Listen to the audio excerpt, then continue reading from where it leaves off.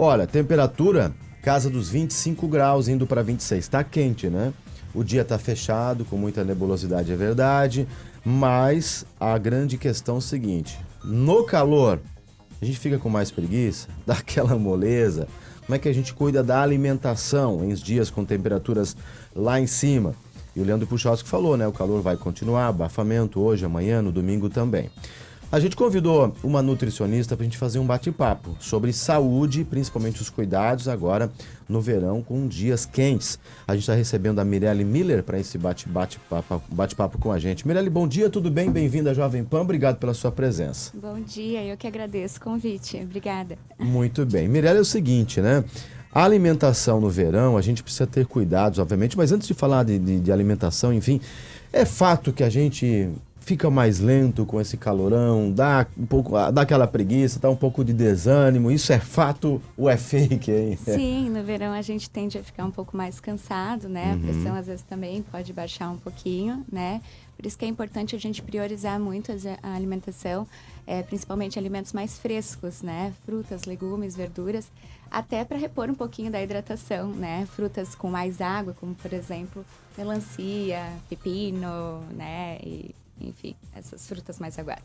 Certo. E a gente vai ver algumas imagens agora, inclusive, que mostram, né, o calorão que a gente está enfrentando. Ó, o que a nutricionista comentou ali sobre a questão da água. Você toma bastante água, César Júnior? Muita água. Que bom. Graças a Deus. Porque a médica que me atende, ela olha, 2,5 litros até 3 litros. E tem gente que não tem esse costume, né? É verdade, normalmente as pessoas tomam menos água, às vezes pela correria do dia ou por não sentir sede mesmo, mas a hidratação nesse período é muito importante, né? É interessante tomar próximo de 2 litros pelo menos, ou se você quiser avaliar a necessidade individual, 35 ml por quilo, né? E aí você vai ter ali qual seria o seu ideal. Além da água, quais as bebidas recomendáveis também? Além da água, eu sugiro sempre, nesse momento, um suco de frutas ou até os isotônicos naturais, como a água de coco. É interessante nesse momento para repor um pouquinho os eletrólitos, que muitas vezes a gente perde no suor. Cerveja não vale, doutora? Cerveja?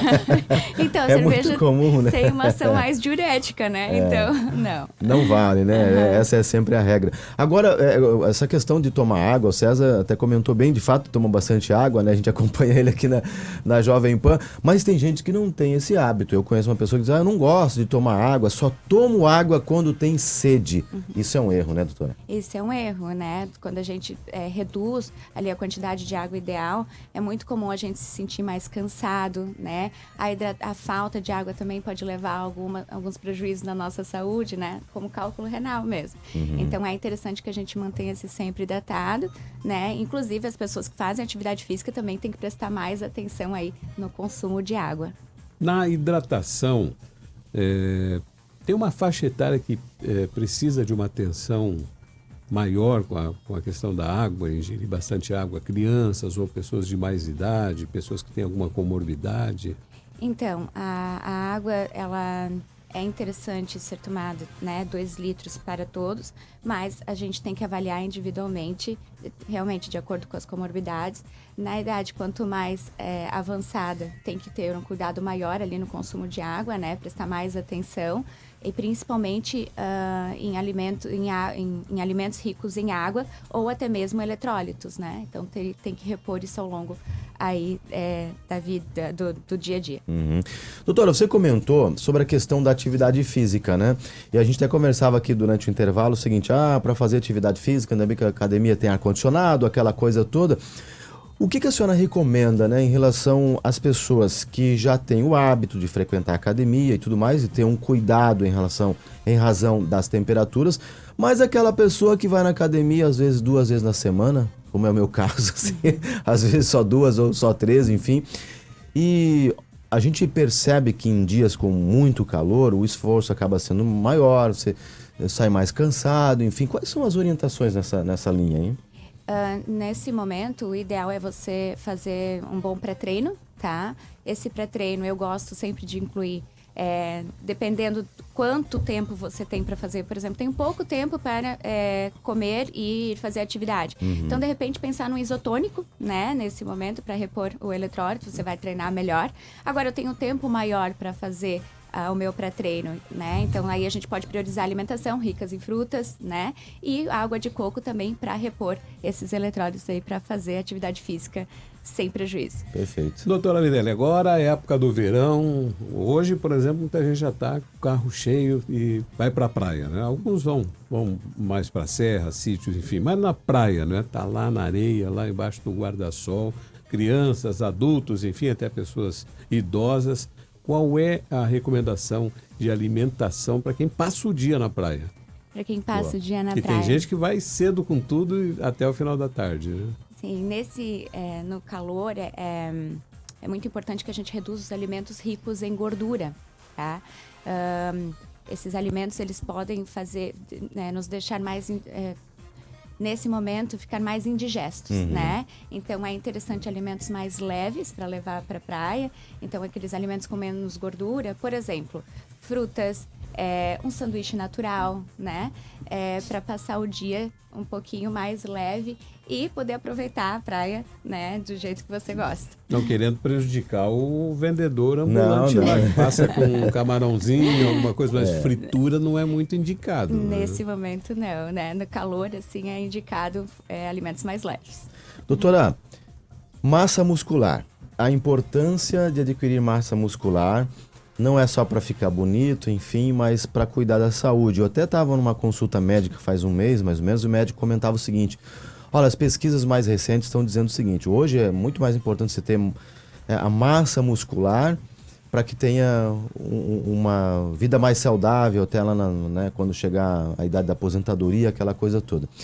A senhora percebe lá no seu consultório que as pessoas estão preocupadas em relação a essa questão de ganhar massa muscular para ter mais saúde, ou a gente tem um desafio nesse quesito ainda, hein? A grande maioria já está bem consciente com relação à necessidade do ganho de massa muscular para a longevidade, né?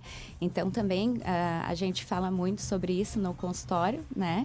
Sobre a saúde em si, não é só a alimentação, a gente tem atividade física, água, sono, então a musculação, ela também vem trazendo benefício para a saúde e longevidade. É importante, sim.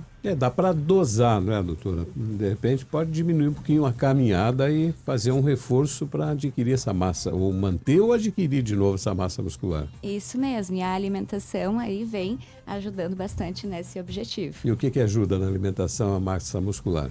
É interessante que você consuma um total de proteínas no dia personalizado para você, né? De acordo com o seu peso, com a sua atividade, com o tipo de atividade que você faz, né? E o carboidrato também para auxiliar aí nesse glicogênio muscular para você treinar bem e ter resultados aí na musculação. E para a gente que sai cedo, né, Marcos? Às vezes esquece do desjejum, né? Daquele café, não se preocupa, já começa a atividade, não é? Qual a importância realmente da primeira alimentação da manhã? Então, aí depende para treinar, tu diz, ou não, no geral? No geral. Eu gosto sempre de trabalhar com 2 horas, pelo menos, sem se alimentar. Para o corpo, né? Tomar água de manhã, acordou, tomar água, espere um pouquinho para depois comer.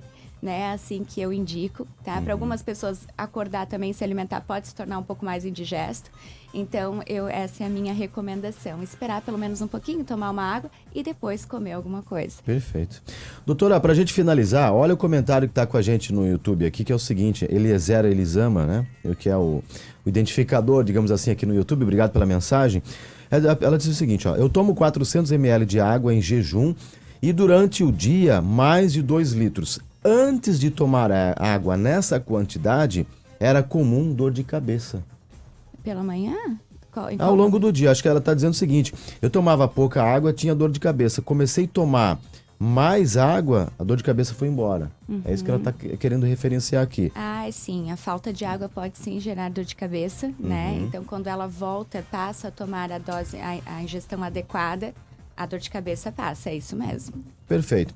Doutora, na dúvida a pessoa tem que procurar um profissional, né? Porque tá com dor de cabeça, tá com dúvida, enfim, se não resolve, essa é a melhor orientação sempre, né? Sempre, alimentação personalizada, individualizada, né? Para tuas metas, pro teu dia a dia, é interessante sim. Perfeito. Mirelle Miller, nutricionista, conversando ao vivo na Jovem Pan Joinville, falando dicas importantes para a gente enfrentar o calorão em relação à nossa saúde. Muito obrigado, doutora. Bom final de semana e até uma próxima oportunidade. Eu que agradeço a oportunidade. Um bom final de semana.